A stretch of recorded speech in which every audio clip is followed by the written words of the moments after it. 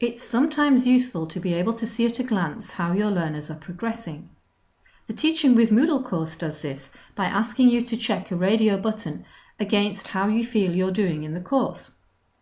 Moodle has an activity called Choice, which allows teachers to set up a voting option with radio buttons, and a learner chooses a particular option. It doesn't only have to be how well you feel you're progressing.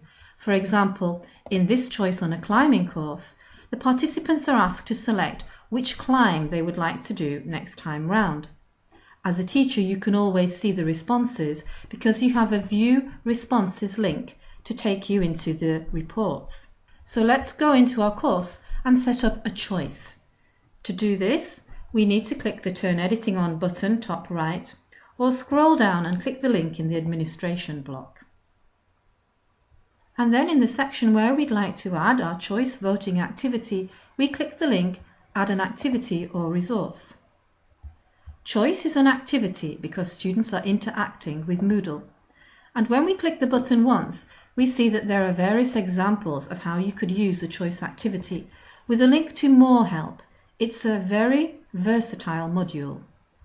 When we click the Add button to add it, the first thing we will do is give it a name which will identify it on the course page for our learners. And we can give a description if we wish.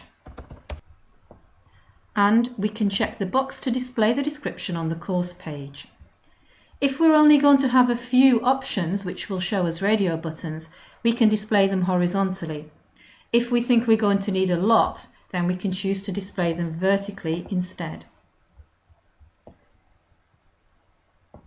If we allow the choice to be updated, a learner can change their mind. They can only ever vote for one item, but they can change their mind. This might be useful if, for example, they might not be too sure of their progress on Monday, but they might feel much more confident on Wednesday. If we limit the number of responses allowed, then only a certain number may choose each option. This might be useful if you want to put students into groups, for example, or if you want to give them all a chocolate bar and you only have 10 of one particular type of chocolate bar. We then type the options which we want to see against the radio buttons in each of these boxes.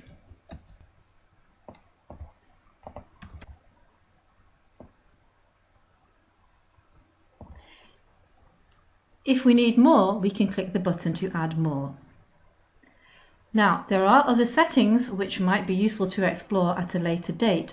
For example, availability, if you want to set a time limit to your voting, and results, if you want to decide whether or not you want your learners to see each other's choices, and if you do, whether or not you want them to see the names of the students who've chosen or not. You might also want to select to show a column for unanswered. This means then that you can see at a glance who hasn't done this task because they'll be in a column of their own.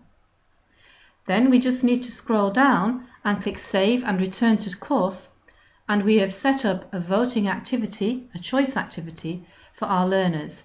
And you see that it has its own icon. With this theme, it's a question mark, so that the learners can see immediately what type of activity they're about to do.